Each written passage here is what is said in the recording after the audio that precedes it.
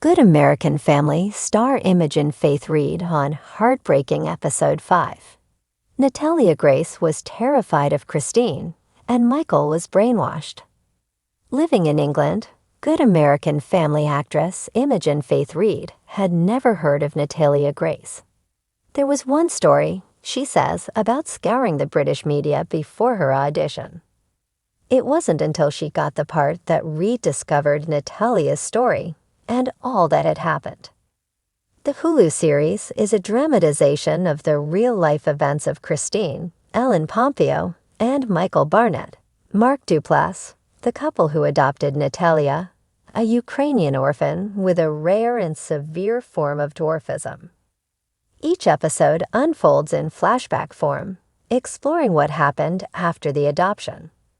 After exploring the Barnett's perspective, and recounting the events that led to them eventually being accused of neglect. In this week's Good American Family, the series shifts to Natalia's point of view. For the torturous full hour, the audience sees Natalia living in the apartment the Barnetts dumped her in, having convinced themselves that she's actually an adult and has deliberately fooled them into taking her in. The dingy studio apartment isn't even accessible for Natalia as she attempts to survive independently, while she also grapples with the idea of being abandoned by her family. For Reid, 27, Good American Family was her acting debut. She had various coaches helping her move like Natalia and perfect her American accent, since Reid hails from London.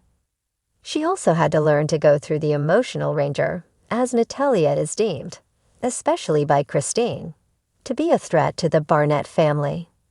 With Pompeo, Duplass, and director Liz Garvis all on set, Reid says the cast were more than supportive of her. At one point during this episode, Michael Duplass, whom Natalia still considers to be her dad, comes to visit her, and Natalia doesn't want him to leave. During filming, Garvis shared advice with Reid to help her crack the emotional intensity she needed. She should treat the moment like a breakup. Here, Reid shares her experience working on the show, her process, and what she hopes the real Natalia Grace will see in her performance. There were so many amazing scenes. There was one scene that I did with Mark, and Liz Garvis gave me such amazing advice. It's when Michael visits Natalia, and she just wants him back. She needs someone, and he doesn't understand what's going on. Liz said it's almost like a breakup. It was such a heartbreaking scene.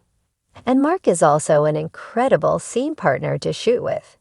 He was also just so sensitive to my emotions as an actor. That scene is so important because it really showcases Natalia as a child, as her actual age. She's found someone who she can relate to, and up until that point, she hasn't had that in the show. So it showcases her just finding a friend and finding her own self. When she says, "No, I'm 8 years old," it was so sweet. It's a really lighthearted moment and fun. And of course, it all goes wrong from there. There were multiple moments because it's all so intense. The scene between Mark and me was intense. The scene with Ellen was tense, but again, Ellen was so amazing and always asking if I was okay. She did such a great job in the scene. It was quite demanding physically too, especially when Natalia had her tantrum. But it was great to get those emotions, as Natalia, out. I had to commend the cast and crew because everyone was just so supportive. I think she was just trying to get it right with her. She was terrified of Christine, and Michael was brainwashed, essentially. With that scene, she's pleading, "Please don't leave me. I'll do anything you want." She's just this child who didn't know any better, and it's so heartbreaking. Natalia still wanted her, Christine's, love because that's all she kind of knew. I think I just really wanted to show that justice. I wanted her voice to be seen and heard. Episode 5 was so heavy, seeing her on her own and abandoned. It meant a lot to do it and showcase her pain. I don't know if Natalia will watch it, But I hope she sees the light that I put into Natalia and the justice that I tried to fight for. I had an amazing acting coach who broke down the script with me, the character's intentions and what she's going through. That all really helped me as someone who had never done a speaking role before. I also had an incredible movement coach to help me navigate Natalia's movement as I was playing my own version of Natalia. As a little person, I didn't want to imitate Natalia's movement, as we have different types of dwarfisms, but also to make it more authentic in my own body. I had an amazing dialect coach to help with the accent, and working with the show's executive producers all helped me create my version of Natalia.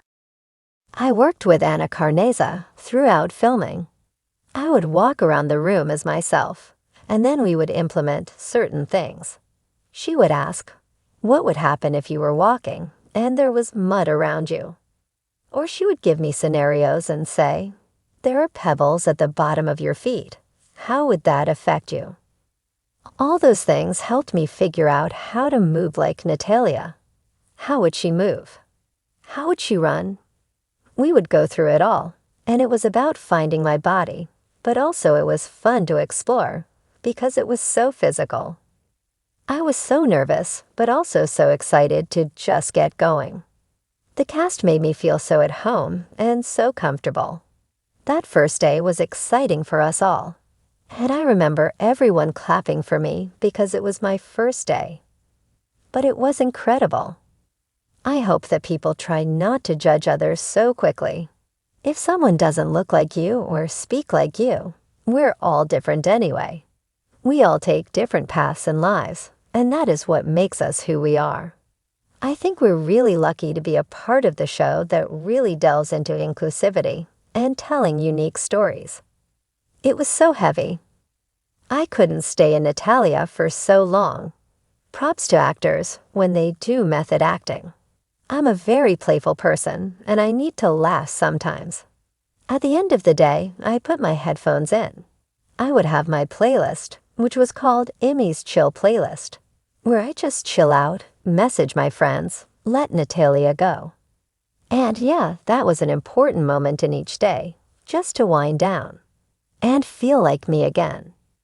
Ariana Grande and her new song, We Can't Be Friends, I was obsessed with that, and I'd sing it on set.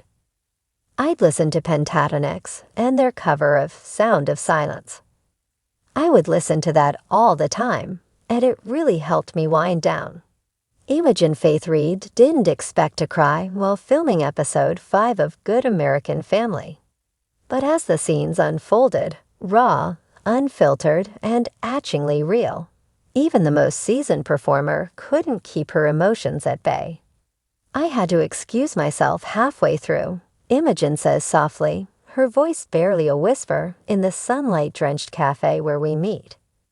I filmed tough scenes before, but this was different. This was a child. A child who was crying out, not just for help, but for truth. In episode 5, titled The Shadow in the Hallway, audiences finally get an intimate look into the backstory of Natalia Grace, the adopted Ukrainian orphan whose controversial adoption by Christine and Michael Barnett became tabloid fodder and courtroom drama. But Good American Family, the docudrama turned cultural touchstone, has always aimed to tell deeper stories beneath the headlines. And this episode, it peeled back everything. Imogen portrays Natalia with haunting grace, capturing the young girl's silence, fear, and flickers of defiance in flashbacks that are as artful as they are agonizing. Viewers watched as Natalia hid in closets, flinched at Christine's voice, and whispered prayers in the dark. It was important to me that we didn't make her a caricature, Imogen explains, because the world has already done that to her. But behind the camera, the atmosphere was heavy. The whole crew felt it, Imogen recalls. You could feel the trauma in the room. Every time we ran the scene where Natalia tries to eat from the trash, where she's so hungry, so starved for care, it was like time stopped. Nobody could breathe. The episode also explores Michael Barnett's role more deeply than previous depictions. Played by Rory McTavish with eerie detachment, Michael is seen initially doting on Natalia, only to become distant and apathetic under Christine's mounting paranoia. It became very clear to us in the writer's room. Imogen says that Michael wasn't the mastermind. He was a passenger, a very broken, manipulated passenger. The scripts were written in consultation with real-life advocates and mental health experts, a process Imogen says changed how she approached the role.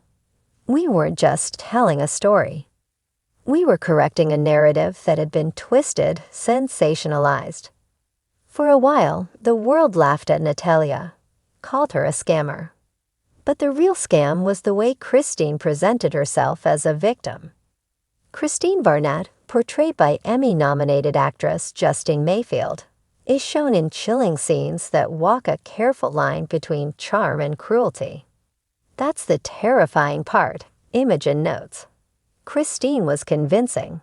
She knew how to cry on command, how to twist her version into something media-friendly.